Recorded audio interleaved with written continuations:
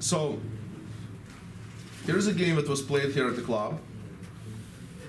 And I'm going to go over a few games relatively briefly.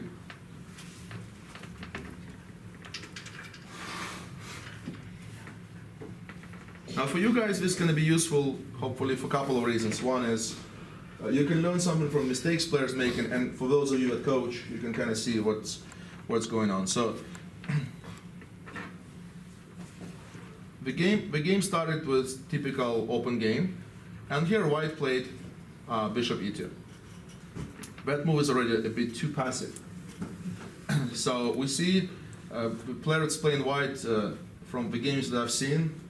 He's pretty good tactically, doesn't blunder a lot, but one characteristic thing about his game is he doesn't really know what to do. So he plays a bit passively, and Black reacts quite well, invading the center, and plays Bishop F5, which was the first move I didn't really like. I would probably play Bishop to E7 and then Bishop E6, Queen D7, and long castle. In general, I like Bishop E7 first because it allows me to remain more flexible. And that's another thing that advice I would like to give is keep a position as flexible as possible. Keep all your options open for as long as possible in chess.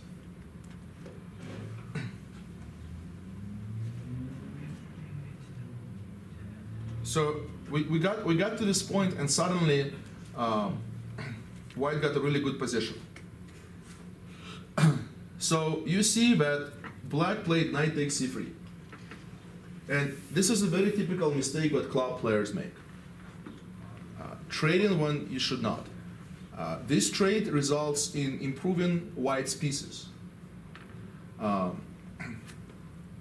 Before the trade, Black has more space. And when you have more space, the general strategic advice is to keep the pieces on the board. I always give an analogy of an elevator. Like imagine you are in a hotel elevator here in Las Vegas, and you walk into the elevator where there's like 25 people. You can't breathe. You want to unload some people. That's like what White's position is. If you unload 20 people, 5 people is not so bad. They can be in different corners and enjoy the ride to the next floor. So, yeah. So, and when you trade, you want to trade on your terms. You want to benefit from every trade you make. Now, unfortunately for Black, the trade that he made helps White. And now suddenly White has a lead in development. White already has all the pieces developed and he is castled. When you have a lead in development, what should you do? Attack. You should open up the center, right? That's like chess 101. So you open up the center by offering a trade of pawns, which in this case would be d4.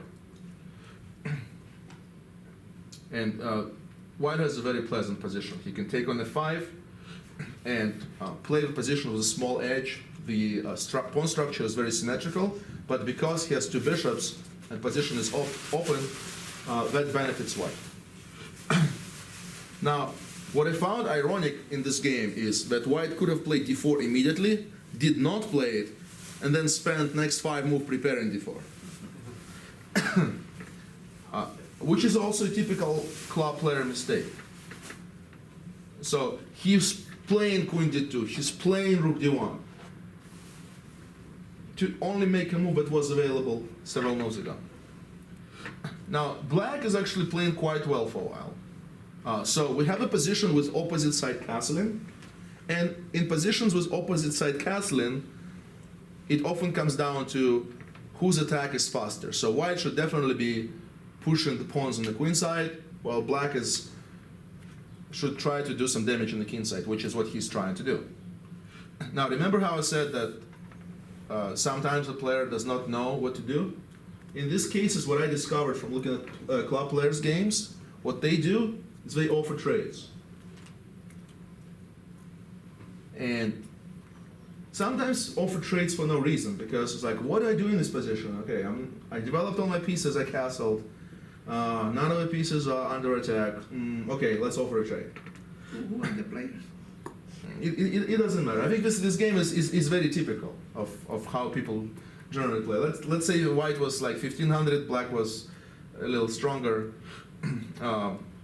Okay, so Black here should be rolling with his attack. Specifically, from my analysis, he should have just gone for g4 immediately, remove the bishop from attack, and then he could have an idea of playing something like knight to e7 and then to g6, and force white to trade on g6, open up the h file, and attack on the h file. He plays h5. Okay. Now, another typical club player's mistake, when the trade is offered, very often they don't know what to take with. So there's two options here, to take with the queen or to take with the pawn. In this specific example, black should definitely take with the pawn. First of all, it puts a pawn in the center, pawn on d5 potentially, can go on d5 and take away some squares from black. But secondly, his main plan is the kingside attack. When you attack, your most powerful piece is a queen. You need your queen in the attack. The queen would be very handy on h7. And to swing the queen to h7, it would only take one move in this position. So you swing the queen to h7, you play h4, g4, finally you play g3, open the whole thing up, and hopefully deliver checkmate on the h5. Now, unfortunately, the player misunderstands that idea, takes with the queen, which makes it now much harder to swing the queen to the king side. And then we see that player playing white does what he does. He offers another trade. Now, another question is, should black accept the trade of the queens? Oh, well, again, black has more space, and black is the one going for an attack. It's very hard, or often impossible, to deliver a mate without the queen. He should definitely decline this queen trade. But he does not. So after the queen trade happens, he got his g3. He got his idea in that he tried for the last 10 moves or so, but unfortunately his attack has no bite because it has no queen. So all he got was a queen trade. Fortunately for black, he still has a very favorable position. So now we're going to talk about the concept of imbalance. That word was invented by international master Jeremy Silman, if I'm not mistaken, one of the most famous coaches in the country. So the imbalance here is black has a knight, white has a bishop. Who do you guys think is better here? The bishop or the knight? I like the bishop. So we have a classical example of what's called a bad bishop. A bad bishop, why is it bad? Because all the pawns are on the same color squares as a bishop. Would you agree with that? Yes, it's much better for black. Yeah. Now, next question is, what should white do? Well, because he has this disadvantage, he should be looking to trade bishop for knight. If it happens. If it's not possible, the second best thing he could do is to get that bishop outside of a pawn chain, which would be on d5. So he needs, well, first of all, he needs to protect his e-pawn. And right here, he should go to e6 and play bishop d5. His position is slightly worse, but he's still in the game. He instead chooses to play passively by going back to e2, which is another typical mistake. And then black obtained pretty good position, and which often happens with players of non-master level. Black gives an advantage away. He commits a tactical mistake. He does not necessarily blunder by giving material away, but he moves a knight. Here, the knight is actually not attacked because the g-pawn is pinned, so there is no need to move the knight. You can play rook g6 first, and after you play rook g6, rook from g6 protects the f6 pawn, which allows your knight to move anywhere, like e6 for example, and then be relocated to d4. Because black forgot that the pawn is pinned, he moves the knight to h5, which is not the ideal square for the knight. He moves it to h5 because he doesn't want to lose the f6 pawn. And now after the rook f5 move, his knight is under attack. If the knight moves, he's going to lose the f6 pawn. So the trade that white wanted to make happens. Now, did white really understood that he had to trade bishop for a knight, or was it because he just liked trading things? I don't know. But he managed to equalize the game, almost equalize the game, even here, I would say black is an advantage. And by the way, this is going to happen in another game that we're going to look at. I think Jonathan's game. So in general, rook endgames have a tendency to be very drawish. Even Zygmunt Tarash famously said jokingly that all rook endgames are drawn. And then I think Savely Tartakover, who was a funny guy, he said, except those that are, so he said, Tarash said, all rook endgames are drawn, and Tartakover said, except those that are not. So, yeah, so that's his famous joke. So I don't want to go into too much detail over this rook endgame, but main advantage that black has here is a more active king, and advantage number 2 is a passed pawn.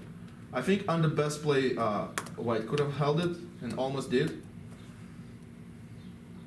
But I want to point out the last mistake that black made in this game, which happened on move right here. So at the moment, black is up a pawn. In order for him to win the game, he needs to create a second weakness. So one weakness that white has is the fact that black got the h pawn. It's just like in a war. You're attacking one part of a battle. The side defended it. Then you switch it and attack on the other side. And the idea is that the opponent will be too slow to react. So the second weakness that black needs to create is to create a passed pawn or to win a pawn. Notice how I said win the pawn, don't trade the pawn. So he could have gone for something like rook h7, king a3, king c4 basically puts white in a zugzwang, and after white moves the rook, you can play king d3, king e2, and I think after rook h3, white will lose the second pawn and black's winning. But instead he went for a trade of the pawns and almost gave the game away. Fortunately for him, he still ended up winning, forcing a rook trade, and the pawn endgame is won. So that's the first game I wanted to go over with.